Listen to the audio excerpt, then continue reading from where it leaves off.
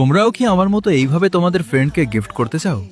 চলো তাহলে আজ আমি দেখিয়ে দিচ্ছি তোমরা কিভাবে ভিআইপি প্রক্সি সার্ভার ডাউনলোড করবে। হাই গাইজ, আর সবাই কেমন আছো?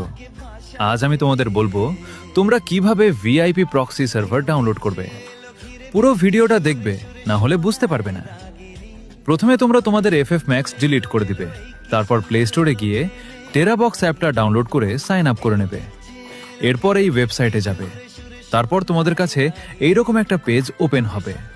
তোমরা প্রথমটার উপর ক্লিক করবে, তারপর নিচে ডাউনলোড অপশনে ক্লিক করলে তোমরা টেরাবক্স অ্যাপে চলে যাবে। সেখানে গিয়ে আমার মতো করে ডাউনলোড করে নেবে।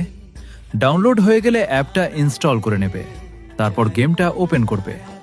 আর হ্যাঁ, নতুন গেস্ট অ্যাকাউন্ট করতে হবে।